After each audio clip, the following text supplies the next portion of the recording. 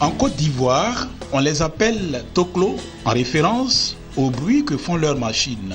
À Abidjan, les rafistoleurs sont souvent ambulants, mais les plus chanceux s'installent dans un marché comme Aboulaye au marché de Trècheville ou encore Thomas et Marie-Brigitte au marché de Cocovico de Cocody-Angré. La grande majorité vient de la sous-région ouest africaine. Pour ces artisans spécialisés dans la retouche des vêtements, l'emplacement est stratégique. Ils ne sont jamais trop loin des étals de friperies ou de magasins de vente de vêtements.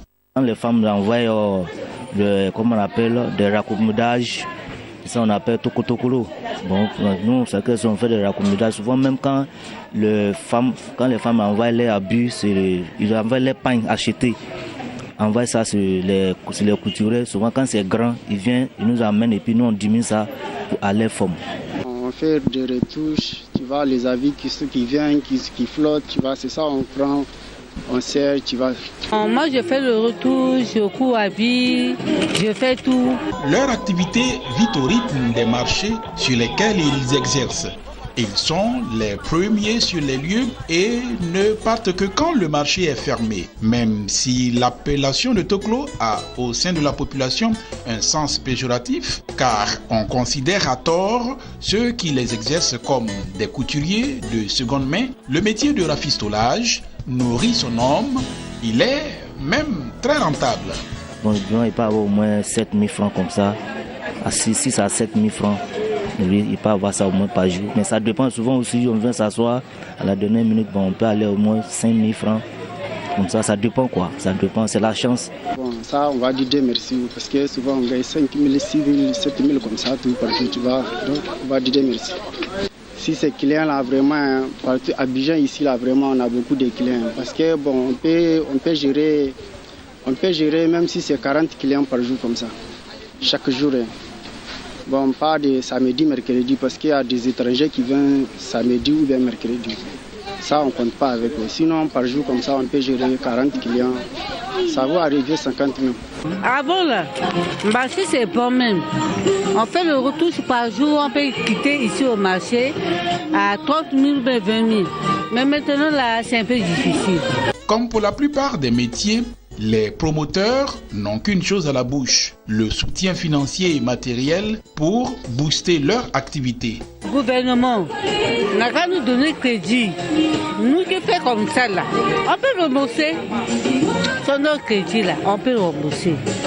Parce que le crédit, là, ça peut nous arranger.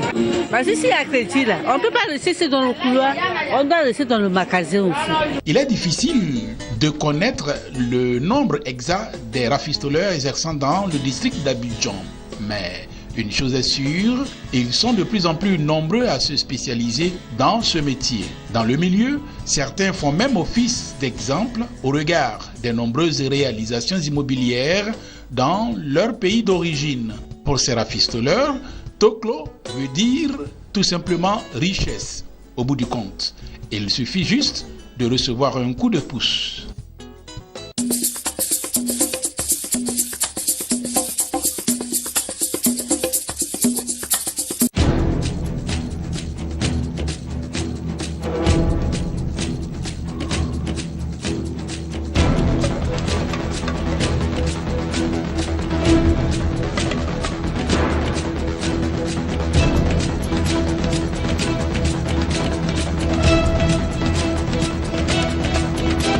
Business 24, votre chaîne d'information économique, 24 heures sur 24.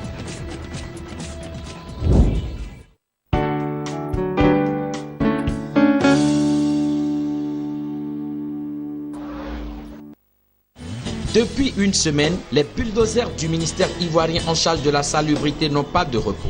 Dans la commune d'Adjamé, tous les commerces et autres installations anarchiques sont débarrassés des voies et des jardins publics. Comme ici à l'ancienne casse d'Adjamé, l'opération Ville propre n'est pas du tout du goût des artisans ferrailleurs qui occupaient le site.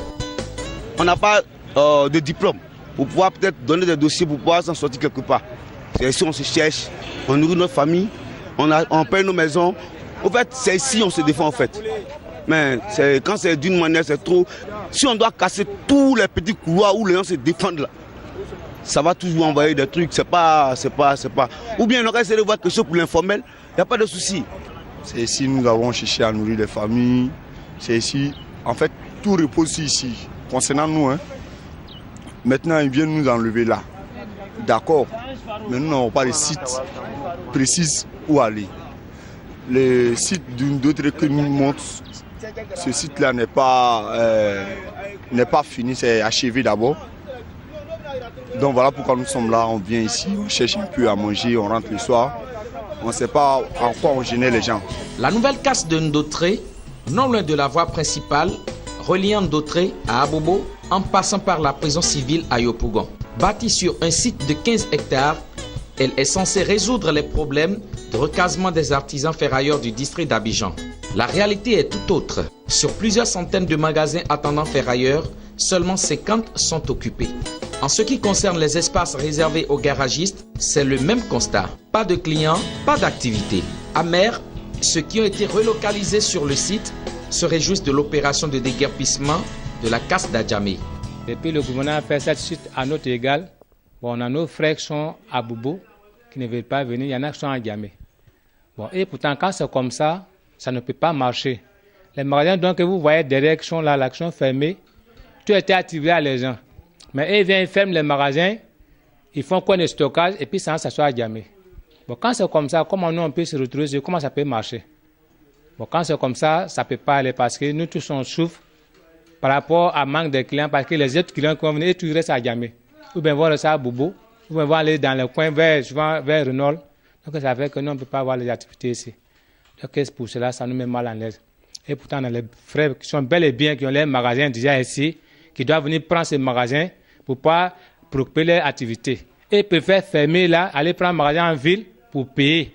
Au moins à 30 000, 35 000. Et pourtant là c'est 15 000 francs. Nos magasins de notre côté est payé. L'autre côté est payé 42 500. Donc maintenant, si tout le monde se retrouvait ici, là, ça peut nous arranger. Mais ils ne veulent pas venir. Si on peut faire tout pour que tout le monde se retrouve, là, nous sommes se retrouver dans la même en famille.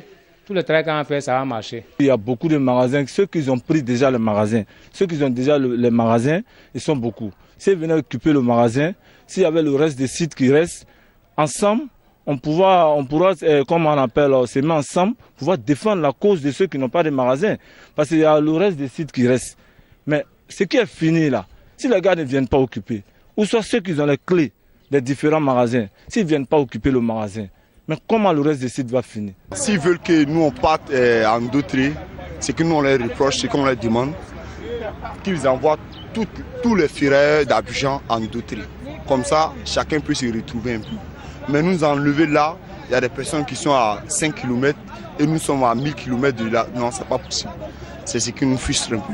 Obliger l'ensemble de ferrailleurs et autres mécaniciens à s'installer à la nouvelle casse de Ndotré, voici l'un des projets de l'État de Côte d'Ivoire qui viabilise gracieusement le site de Ndotré. Mais pour totalement les convaincre, des travaux laissés en friche doivent être entrepris. Première des choses d'abord, on a un problème de route d'abord. Vous voyez nos ponts qui est là. Quand ça pleut, on ne peut pas avoir accès pour rentrer au garage. Parce que la pluie qui vient ici, là, c'est très grand. Donc le pont qu'ils ont fait, en temps normal, ils devaient faire le pont en 4 compartiments.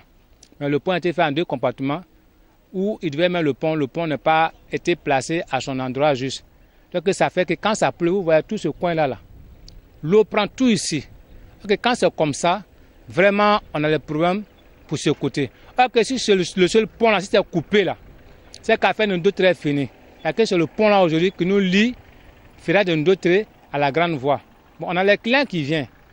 Ils viennent à leur voiture, mais s'il n'y a pas de pont, ils vont avoir accès à le travail, comment ils ne peuvent pas avoir accès à le travail. Ça, c'est déjà un encore. De deux encore, on a problème de l'eau aussi. On lui a donné un château d'eau, mais le château d'eau n'a pas été alimenté jusqu'à présent. Donc ça fait encore qu'on n'a pas l'eau aussi. Bon, encore, problème de caniveau encore, les routes qu'ils ont fait, les caniveaux sont en train de se dégrader. Notons que pour l'heure, 15 hectares sont en train d'être aménagés pour accueillir plus de 3000 artisans ferrailleurs sur le site de Ndotré. Une fois totalement occupés, plus de 50 autres hectares sont encore prévus pour recaser l'ensemble des artisans ferrailleurs du district d'Abidjan.